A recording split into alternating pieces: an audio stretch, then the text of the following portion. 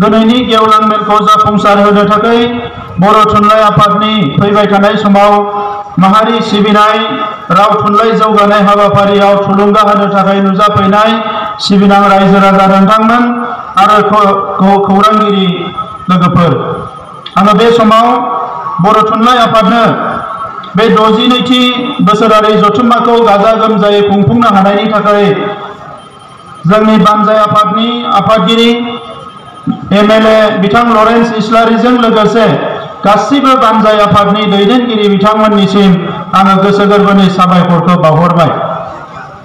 गमामायैनो जों बयबो दिनै बाहागो लानानै गोजोननाय मोनदों जे बर' थुनलाइ आफादा 62 बोसोरारि जथुम्मा खुंबाय आरो बे 62 बोसोरारि जथुम्मानि गेजेरजों जोंनियाव मोनसे गोसो गोरबोनिफ्रायनो मोनसे सानदांनाय फैदों, मोनसे फिलिं जोंनि गोसोआव फैदों जे बर' थुनलाइ आफादा बर' हारिनि हाबा मावनाया दिनै मोनसे सेन्चुरिनि खावसेनिख्रुइ बारा जाबाय आरो बे समाव मोनसे गोलाव जारिमिन बिथांमोना सोरजिनो हाबाय। दिनैनि गेवलां मेलखौ बेखेवनो थाखाय आसामनि चिफ मिनिस्टार बिथांखौ हांख्रायदोंमोन। बिथाङा एसे दान्दिसे समनि उनाव सफैगोन। दा बिनि थाखायनो बिथांखौ गाहाय आलासिनि बिबानखौ होनानै आंखौ मेलखौ बेखेवनो खावलायदों। दा आङो गुसुं बाथ्रा बुंनानै मेलखौ बेखेवनानै होनो सानदों। दा मानगोनां रायजोफोर, बर' हारिनि जौगानाया, बर' हारिनि सांग्रांथिया आरो बर' हारिखौ खौसे खालामनानै हाबा मावनाया बर' थुनलाइ आफादनि जोनोमजोंसो जागायदों। बिनि सिगाङावबो बर'आ लिरगिरि दङमोन, सानसुमै दङमोन, हारिनि गोबां साननो हनो गोरों सुबुंफोर बर' हारियाव उजिदोंमोन आरो गोबां हाबा मावलांदोंमोन। नाथाय मोनसे हारिया थांना थानांगौबा बे हारिया अर्गेनाइज वे, मोनसे लामाजों जोङो खामानिफोरखौ मावनो हानांगोन हारि जौगानायनि। दा बेखौ अर्गेनाइज खालामजेननाय आफादानो जाबाय बर' थुनलाइ आफाद। बेनिखायनो बर' थुनलाइ आफादखौ बर' हारिनि पेरेन्ट अर्गेनाइजेसन होननानै जोङो गार्जेन अर्गेनाइजेसन होननानै बुंनाय जायो। दा बे गोलाव समाव बर' हारियाव जेसेबां खैफोदफोर फैदों, जेसेबां जेंनाफोर फैदों, गासैबो जेंनाफ्रावनो बर' थुनलाइ आफादा सिगाङाव गसंबोदों। हारिनि गुबुन गुबुन बिथिंफोरखौ जौगाहोनो थाखाय रिजनेल लेभेलाव, नेशनेल लेभेलाव जेसेबां खामानि मावनांगौ बेखौ बर' थुनलाइ आफादा मावबोदों। सरकारजों सावरायनाय, सोमावसारनायनि हाबाफारिफोरखौबो बर' थुनलाइ आफादा लाबोदों आरो बेबायदि आन्थोरजयै हाबा मावनायनि गेजेरजोंनो दिनै बर' रावा भारताव बयजोंबो सिनायजानाय मोनसे रावनि मानखौ मोननो हानाय अबस्थायाव सफैबाय। बर' थुनलाइ आफादनि नाजानायजों, बर'नि दैदेनगिरिफोरनि नाजानायजों 2003 मायथाइयाव गोरोबथा जानायनि उनाव, नैथि गोरोबथा जानायनि उनाव बर' रावा 8थि सिडुलाव थिसनजानाया जोंनि थाखाय बेसेबांबा मोनसे गोग्गाथावना बाथ्रा आरो बर'नि राव थुनलाइ जौगानायनि थाखाय बियो बेसेबा गिदिर मोनसे माइलस्टोन, मोनसे खुन्थिया बियो। जोङो बयबो मिथिगौ भारताव गोबां रावारि सुबुंफोर दङ, हारि माहारिफोर दङ। आं गोसो गोरबोनिफ्राय बाख्नायनो सानो जोंनि लिडारफोरखौ, जोंनि दैदेनगिरिफोरखौ, गुबुन गुबुन हाबा मावनाय, राजखान्थिनि मोनथायफोरखौ लानानै सोमावसारनाय, आलादा रायजो बिनाय, बेसेबां खामानि मावबोदों। बेफोरनि गेजेराव मोनसे गोनांसिन खामानि मावनाया जादों बर' रावखौ 8थि सिडुलाव थिसननो हानाया। मानोना दाबो भारताव जोंनिख्रुइ जौगानाय हारिफोरनि रावाबो 8 सिडुलाव थिसनजायाखै, 8थि सिडुलाव थिसनजायाखै। गेजेर गेजेर माखासे मानसिफोर लोगो मोनोबा अफिसफ्राव जोङो जोबोद सोमोनाङो। दिल्लीफ्राव दासो गोबां सुबुंफ्रा मेम'रेन्डाम लानानै थाङो, गोबां हारि माहारिफ्रा, जे जोंनि रावखौबो शेड्युल लेंगुवेज खालामनांगौ होननानै।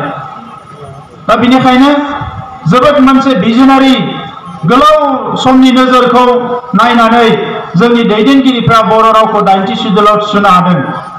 बे 8थि सिडुलाव थिसननायनि उनाव गोबां रोखोमनि हारि राव जौगानायनि हाबाफारिफोरखौ लानायाव जोंहा गोरलै जादों।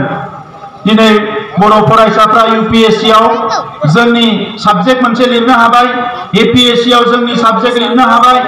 बेबायदिनो गुबुन गुबुन बिथिङाव स्टाडि, रिसार्च गासैबो बिथिङाव जोंनि हारिनि रावखौ जौगाहोनो थाखाय बिमा रावखौ जौगाहोनो थाखाय जोङो खामानि मावनो हानाय जाबाय।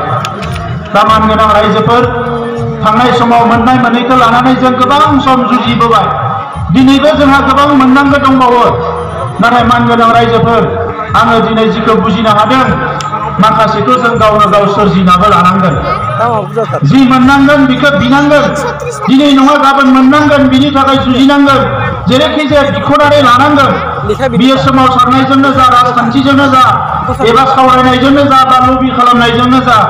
नाथाय बेजों लोगोसे जोंहा गावबा गाव हारियाव सोरजिनायनि हाबाफारिफ्राबो गोबां थाबाय।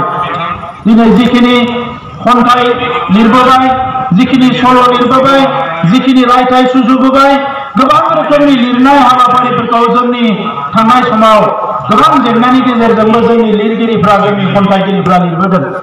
बेजोंनो जोंनि थुनलाइनि जि भान्डारा लासै लासैनो जोंनो जेसेबां नांगौ बे लासै लासैनो आबुं जाबोगासिनो दङ। नाथाय दाबो बियो जोबनानै थाङाखै। इन्टारनेशनेल थाखोआव मुलुगनां थाखोआव जोंनि सिनायथि जोंनि राव थुनलाइखौ गेवसार होनांगौ होननायानो जोंनि बर' दैदेनगिरिफोरनि बर' माहारिनि मोनसे थांखिमोन। बड'फा उपेन्द्रनाथ ब्रह्मआबो बर'खौ मोनसे गेरेमसा हारि दानो, बुहुमनि बर'फोरखौ खौसे खालामनो आरो मुलुगनां थाखोआव बर' राव थुनलाइ हारिमु बर'नि सिनायथिखौ गायसननो थाखाय बिथाङाबो सोमावसारदोंमोन। आरो बेखौनो नोजोर होनानै थांनाय बोसोराव जोंनि गभर्नमेन्ट फैनायनि उनाव बर' थुनलाइ आफाद आरो बर' फरायसा आफादनि नाजानायजों जोङो क'क्राझाराव लिटारेरि फेस्टिभेल खुंनो जोङो जागायदों। थांनाय बोसोराव कभिडनि उनाव 100 लेंगुवेजेस पोएट्री मीट होननाय मोनसे जोङो हाबाफारि लादोंमोन। आरो बेवहाय 100 रावारि गुबुन गुबुन हारिनि लिरगिरि खन्थाइगिरिफ्रा बाहागो लाफैदोंमोन। दा बिनि गेजेरजों जोङो मिथिनो हाबाय जाय हारिसाफ्रा गावबा गावनि रावखौ दिनै गायसननो हायाखै बिथांमोना जोबोद दुखुआव दङ। आरो बिथांमोना जोंनि माहारिनि रावा जि बेसेबांबा धोनि बेसेबांबा जौगानाय दा बेखौ लानानै बेखौ बयबो मिथिलांबाय, बयबो दिनै नुनो मोनबाय। दा बेनो जोंनि खामानि। देग्लाय बोसोरावबो लिट फेस्टिभेल बानायनाय जादों। बेवहायबो गोबां हारिनि लिरगिरिफ्रा फैनानै बाहागो लाफैदों आरो बिथांमोना बाख्नायदों जे बर' रावा बेसेबांबा जौगासार मोनसे राव। बे रावा जोबोद मोनसे फारफ्रोमबो बिथिंनिफ्राय गोख्रों मोनसे राव। बेखौ बयबो दिनै गनायनो गोनां जादों। दा नंखायनो दिनै गुबुन गुबुन बिथिंखौ नोजोर होनायजों लोगोसे बर' राव जौगानायनि थाखाय बर' थुनलाइखौ जोङो सिबिनायनि थाखाय जोंनि गोदान जोलैखौबो जोङो थुलुंगा होनांगोन आरो जोङो गावबा गावनो बिबान लानांगोन। जों गोबां समाव मालायखौ आसि थुबाय थायो मानगोनां रायजोफोर। नाथाय दिनै ग्लबेलाइजेसननि जुगाव मुलुगाव जोंफोरबायदि मानसिखौ अनगा गोबां मानसिफोर दङ। जोंफोरबायदि मानसिखौबो मदद होनो फैग्रा गोबां मानसिफोर दङ। जों बिथांमोननि मदद लानानै बिथांमोनजों सोमोन्दो लानानै दिनै बर'खौ मुलुगनां थाखोआव गायसननायनि मोनसे सम फैबाय। मोनसे सम दङमोन माखासे बुथारलायनाय दुखुनि बाथ्रा माखासे नेगेटिभ माखासे थासारिफोर जोंनि गेजेराव दङमोन। बे थासारिफोरा दिनै लासै लासै जोबनो हमबाय। आरो बे थासारिखौ अराय समनि थाखाय जोंनि गेजेराव एना एनि बुथारलायनाय गाज्रि सानलायनाय बेखौ फोजोबनानै मोनसे स्थिर मोजां मोनसे थासारि लाबोनानै बर' हारिखौ मुलुगनां थाखोआव जौगाहोनो थाखाय हाबाफारि लानायनि दिनै सम फैबाय। आरो बे बिथिंखौ नोजोर होनानैनो जोङो दिनै बर' हारिनि थाखाय सानग्रा मावग्रा जेसेबां सुबुं दङ जाय जि फिल्डआवनो थाया मानो बेयो मोनसे दाजाबथायारि बिथिंजों नोजोर होनानै खामानि मावनायनि दिनै सम फैबाय। दा नंखायनो रायजोफोर आङो खावलायनो सानदों जे दिनै बर' थुनलाइ आफादा जिफोर हाबाफारिफोरखौ लादों बे हाबाफारिफ्राव जोङो गोख्रोङै मदद होनांगोन। दुलाराय बर' फरायसा आफादा जिफोर हाबाफारिफोरखौ लादों बे हाबाफारिफ्राव जों बयबो मदद होनांगोन। मानोना हारि जौगानायनि एजेन्डाखौ बे आफादफ्रानो थांनाय 60 बोसोर 50 बोसोर जोंनि हारिनि गेजेराव लानानै फैदों आरो दाबो बे हाबाफारिया जोबाखै। सरकारा दालां बानायगोन, लामा बानायगोन, स्कुल कलेज इउनिभार्सिटि बानायगोन। नाथाय हारिनि इसिङारि खोथाफोरखौ हारिनि माखासे जेंनाफोरखौ बोस्रांनांगौबा बे हारियाव माखासे गोख्रों आफादफोर थानांगोन। दिनै गुबुन गुबुन हारिनि थुनलाइ आफादफ्रा एसे लोरबां जानायखौ नुनानै जोंबो मालाबा समखिनाय फैयो जोंनि थुनलाइ आफादाबो लोरबां जागोन नामा होननानै। दा दिनै थुनलाइ आफादनि मिरु आफादाव थानाय जिल्ला आफादाव थानाय डिस्ट्रिक्टआव थानाय प्राइमारियाव थानाय गासैबो दैदेनगिरिफ्रा बर' थुनलाइ आफादखौ अराय सम गोख्रोङै लाखिनो जाहाथे हाबा मावबाय थायो आं बेखौ खावलायदों। दिनै स्कुल कलेज प्रभिन्सियेलाइजेसन जानायनि खोथा दङ। दा बेखौ लानानै बिटिआर गोरोबथायाव 6.3 मोनसे दफा जोङो सोनानै लाबोदों। आसामाव जों नुनो मोनदों बयनिख्रुइ जेथो गोनां जि मोनसे आयदा दङ बेनो सोलोंथाइनि आयदा। काउन्सिलावल' नङा आसामावनो आसाम नाङैनो जोबोद जेथो गोनां बिषयानो जाबाय आयदायानो जाबाय सोलोंथाइनि आयदा। दाबो गोबां रोखोमनि फोरोंगिरि दङ, गोबां रोखोमनि स्कुल दङ, बेफोरखौ इउनिफर्म खालामजोबनो हायाखै।